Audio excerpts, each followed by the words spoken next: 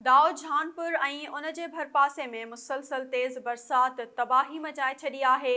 400 खां वधीक घर ड्रही पिया आहिनि, केतिरा ई माण्हू ज़ख़्मी थी पिया आहिनि। एसएस न्यूज़ जे रिपोर्टर गुल मोहम्मद लाशारी मूजिबि दाऊ जहानपुर में गुरगेज मोहल्ला में घर जी चौदीवारी किरण सबबि प्राइवेट स्कूल जो उस्ताद बशीर अहमद पुटु ख़ुदा बख़्श गुरगेज ऐं संदसि ॿ भेनर ज़ख़्मी थी पयूं। लाशारी मोहल्ला में घर किरण सबबि पोरियत ज़हूर लाशारी ऐं संदसि पुफी ज़ख़्मी थी पई, जॾहिं त घर जो समूरो सामान पिणु दॿिजी ख़तम थी वियो।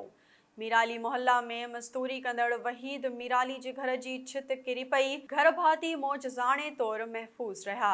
मंगी मोहल्ला में बि दिलावर मंगी जे घर जी छित किरी पई, जिन खे पाड़े वारनि रड़ियुनि ते पहुची बचाए वरितो। मुख़्तलिफ़ इलाइक़नि में 400 खां वधीक घर ड्रही पिया।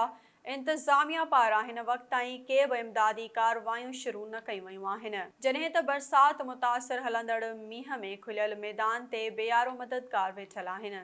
हुननि डीसी जैकमाबाद ऐं मुख़्तियारकार हबीबुर रहमान खोसो ऐं वसवारनि खां मदद जी अपील कंदे टेंट ऐं राशन फ़राहम करे मासूम बचड़नि जी ज़िंदगी बचाइण जो मुतालबो कयो आहे।